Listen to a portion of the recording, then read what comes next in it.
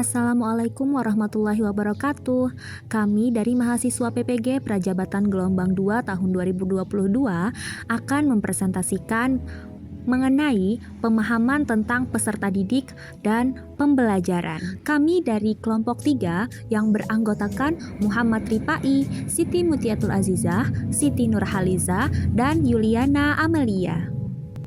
Di sini kami akan menjelaskan mengenai teori-teori belajar, yaitu ada 3. Yang pertama behavioristik, yang kedua sosial kognitif, dan yang ketiga konstruktivisme.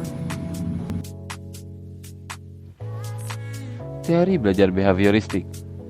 Teori belajar behavioristik menyatakan bahwa belajar merupakan sebuah perubahan tingkah laku. Seseorang dianggap belajar jika ia telah mampu menunjukkan perubahan tingkah lakunya. Pentingnya masukan atau input yang merupakan stimulus dan keluaran atau output yang berupa respon. Stimulus sendiri adalah sesuatu yang diberikan oleh guru kepada peserta didik. Dan respon merupakan reaksi ataupun tanggapan yang dihasilkan oleh peserta didik terhadap stimulus yang diberikan oleh guru. Penguatan adalah faktor penting dalam belajar. Penguatan adalah apa saja yang dapat memperkuat timbulnya respon dari peserta didik. Bila penguatan ditambahkan, maka respon akan semakin kuat. Demikian juga sebaliknya, penguatan dikurangi, maka respon yang akan diberikan juga akan berkurang. Aplikasi teori ini dalam pembelajaran bahwa kegiatan belajar ditekankan sebagai aktivitas yang menuntut peserta didik untuk mengungkapkan kembali pengetahuan yang sudah dipelajari. Penyajian materi pelajaran mengikuti urutan dari bagian-bagian keseluruhan. Pembelajaran dan evaluasi menekankan pada hasil dan evaluasi menuntut satu jawaban yang benar. Jawaban yang benar menunjukkan bahwa peserta didik telah menyelesaikan tugas belajarnya. Penerapan teori belajar behavioristik dalam proses belajar mengajar. Yang pertama, menentukan tujuan pembelajaran dalam bentuk SK dan KD serta indikator ketercapaiannya. Yang kedua, menentukan materi pelajaran yang akan diberikan. Yang ketiga, merinci materi menjadi bagian-bagian kecil dalam bentuk pokok pembahasan, subpokok bahasan, dan sebagainya. Yang keempat, memberikan stimulus. Dan yang kelima adalah adanya aktivitas memberikan hadiah dan hukuman yang mendidik kepada peserta Teori didik. belajar sosial kognitif ini merupakan sebuah teori yang mempercayai bahwa perubahan persepsi dan pemahaman tidak selalu berbentuk tingkah laku yang dapat diamati dan dapat adapun penerapan pada teori sosial kognitif yaitu ada 5. Yang pertama mengaitkan pelajaran dengan pengalaman atau kehidupan siswa, lalu menggunakan alat pemusat perhatian, selanjutnya menghubungkan pesan pembelajaran yang sedang dipelajari, kemudian menciptakan suasana riang, dan menggunakan musik.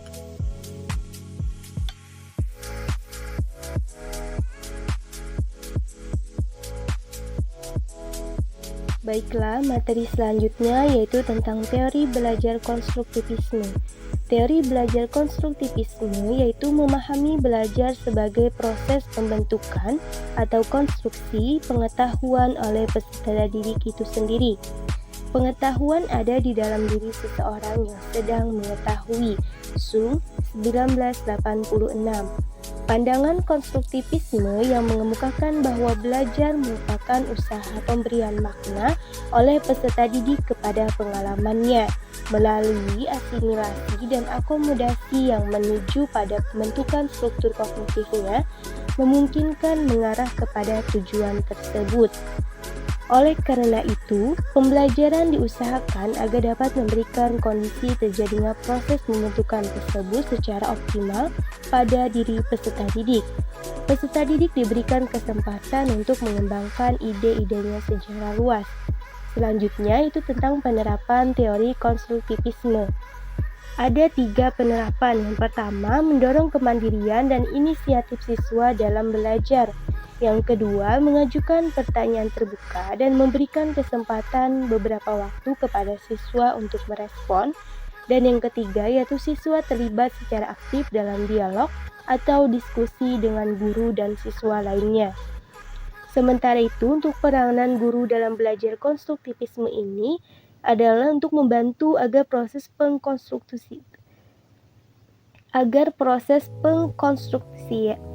agar proses pengkonstruksian pengetahuan oleh peserta didik berjalan lancar. Guru agar proses pengkonstruksian pengetahuan oleh peserta didik berjalan lancar. Guru tidak mentransfer pengetahuan yang telah dimilikinya, melainkan membantu peserta didik untuk membentuk pengetahuannya sendiri dan dituntut untuk lebih memahami jalan pikiran atau cara pandang peserta didik dalam belajar. Model-model pembelajaran yang terbentuk berdasarkan prinsip konstruktivisme menurut Savery dan Duffy dalam Goldman 2006 menjelaskan 8 prinsip-prinsip konstruktivisme, yaitu yang pertama, mengaitkan semua aktivitas pembelajaran dalam perkembangan kemandirian terhadap semua masalah atau tugas. Yang kedua, mendukung siswa dalam perkembangan kemandirian untuk semua masalah dan tugas. Yang ketiga, merancang tugas yang otentik. Yang keempat, rancang lingkungan tugas dan pembelajaran untuk merefleksikan kompleksitas dari lingkungan bahwa siswa harus dapat menggunakannya pada akhir masa belajarnya. Yang kelima, memberikan siswa kepercayaan dalam proses untuk mengembangkan solusi, merancang lingkungan belajar untuk mendukung dan menantang cara berpikir siswa. Yang ketujuh, mendorong munculnya ide-ide dan melawan pandangan-pandangan dan konteks lainnya. Dan yang kedelapan yaitu memberikan kesempatan dan mendukung refleksi apa yang telah dipelajari dan proses pembelajarannya. Model-model pembelajaran yang terbentuk dari prinsip konstruktivisme yaitu model pembelajaran kooperatif. Menurut pendapat Isjoni 2012 mengemukakan bahwa pembelajaran kooperatif adalah suatu bentuk pembelajaran berdasarkan paham konstruktivis. Cara meningkatkan motivasi siswa. Terdapat beberapa contoh kasus terkait dengan permasalahan belajar dan motivasi pada anak. Berikut ini adalah beberapa permasalahan yang kami dapati.